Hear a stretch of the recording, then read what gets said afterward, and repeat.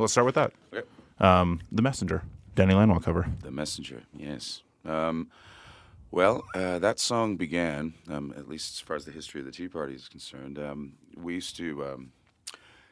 had a song, called "Save Me" off of Splendor Solace, and "Save Me" was kind of our Dazed and Confused live.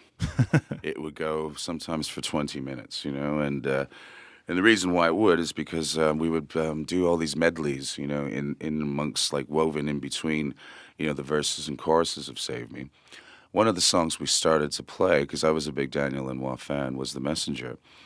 And because Daniel's solo work isn't that well known. No, unfortunately. It's too bad. Yes, it's very unfortunate.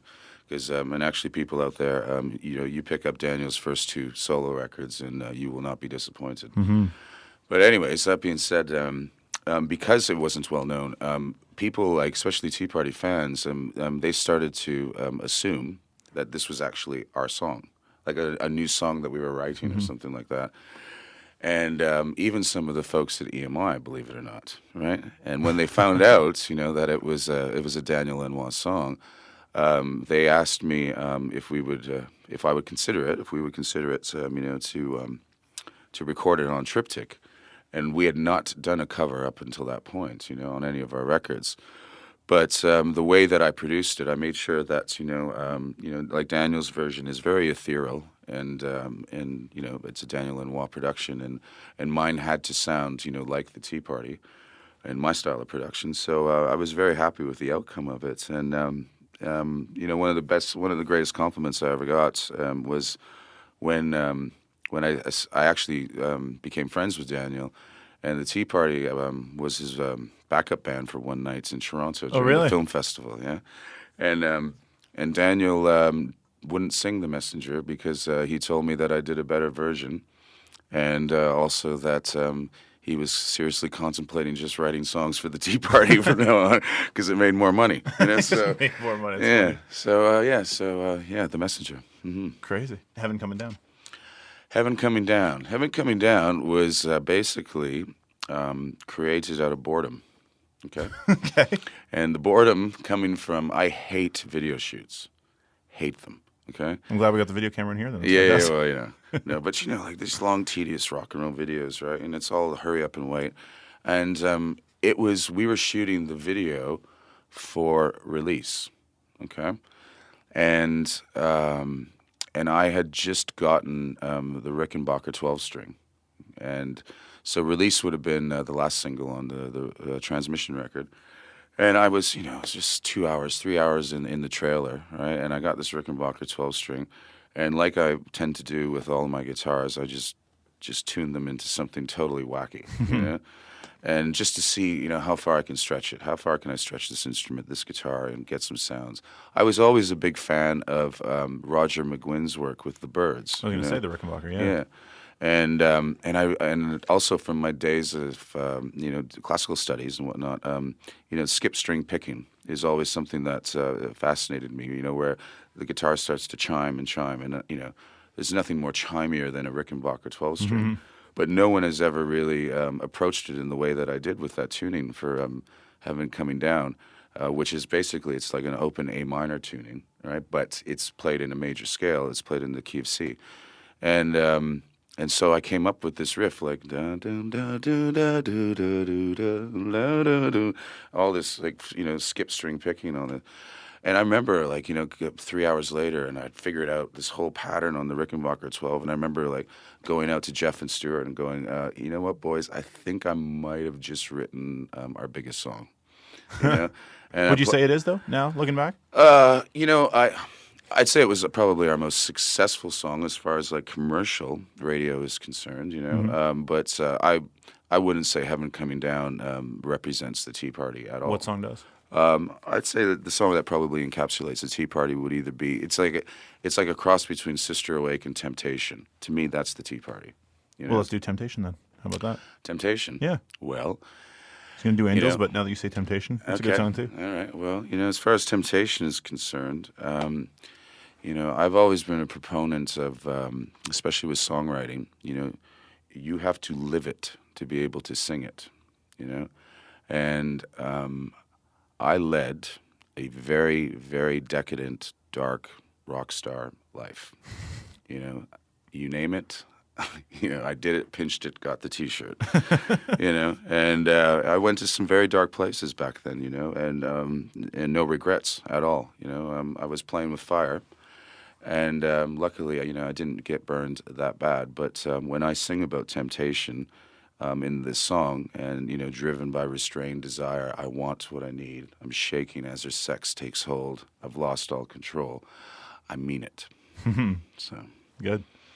Well, thanks, Jeff. Really appreciate you coming on in, man. You, mate. Cool. It's going to be awesome. So you're going to play us a tune a little bit here. March 12th, Festival Place, Sherwood Park. You're in town. New band, new disc, three-piece again. Three-piece again, yeah. And, you know, if I'm coming back to Canada with a three-piece, it better be a damn good three-piece, right? Is it going to be as loud as the old days? It was very loud back then. Yeah, it's going to be loud. It's going to be loud. It's going to get loud, yeah. The 7-7. So these are guys from Sleepy Jackson, a big Aussie band. A lot of people up here don't know who they are, though. Yeah, no, but an incredible rhythm section. Like Malcolm Clark, the drummer, is... I've never seen more of a cross between John Bonham and Keith Moon in my life, you know. So he's just crazy and crazy, you know, but very powerful. And Jay Cortez is like such an amazing multi-instrumentalist, but his bass playing is something for bass players to come and watch, because he makes it sound like almost like a lead guitar sometimes, you know, but while keeping it all happening. And so it's for musicians out there. This is definitely a concert that you want to come and see. You know? We've been talking about music a lot. You seem to be very knowledgeable in the music. So obviously, you've been doing it for a long time. But what led you to the Indian sounds and all this? Was it the Doors? Was it George Harrison, or what would it have been? It would have been George Harrison. Yeah. No, I was never. You know, I mean, I know what I look like, okay, and all that stuff.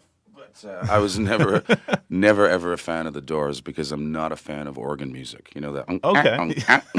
It's like, you know, it just reminds me of being a kid and, like, you know, terrible clowns and, you know, nightmares and stuff like that. You know, so yeah, the Doors never really turned me on, but the Beatles, yeah, definitely. I was a Beatles fanatic as a you know, a young child, and you know, I remember 8 years old, 9 years old, getting my first copy of Sgt. Pepper's and hearing George Harrison's track "Within You, Without You" and the sitar, and that for me kind of proved to me, I wouldn't have known it back then, but that was the start of me believing in past lives, because there's no reason why some, you know, young kid from Windsor, Ontario, 8 or 9 years old, could understand, you know, Indian music and have such an affinity for it and all that. So it kind of it lends itself to, you know, that whole theory of having a bit of credibility, you know. Mm-hmm. So and then from there, it was just an exploration of anything from that part of the world, India, the Middle East, or whatever. I just gravitated towards. There was something about it that was so familiar,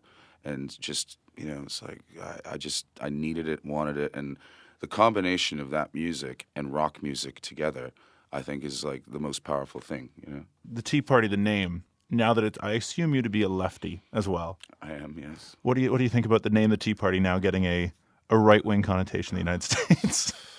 Sorry, man. It's just embarrassing. It's horrible, you know. And, like, you know, what the Tea Party even stood for in American history, you know, what these people are using it for, you know, the Sarah Palins and all that stuff. I mean, it's just, how can people be so ignorant and so blind to stupidity?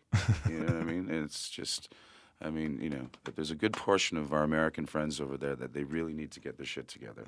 You know, because whether we like it or not, right now, until China takes over, America is you know, like the police force of the world, you know, to a certain extent, or they like to think so. And if, you know, could you imagine if these nitwits, you know, actually got any type of power? You know, they're just a bunch of, you know, racist, born-again Christian, you know, it's like, oh my goodness. You know? Guns. Yeah, guns, ammo, liquor. You know? That's it. You know? That's very rock and roll too, kind of a little bit, but in a bad way. Not my rock and roll. No. You're going to play us a song, though, in a minute, too. A brand new tune from the new record, The Ground Kai's Out. Want to tell us about it? Yeah, well, this song is, it's one of my faves on the record, and it's a new style, you know, for me. And I'd say that Jay Cortez had a lot to do with bringing this style into the band. It's very sort of, you know, Southern American rock, you know, that type of thing, right? And but, like, you know, early 70s. And this song, it's called The Riverland Rambler, and it's about a friend of ours in Perth. This gentleman's probably in his mid-50s, bald, big white beard, looks like he's in the Hell's Angels or something, right? But the sweetheart of the earth. And we still can't figure it out because he has the hottest wife in the world, you know? So it's like he's the Riverland Rambler. He's got all this wisdom, you know, and he lives with a dancer, you know? Cool man. So, There's some lyrics you're about to hear. yeah.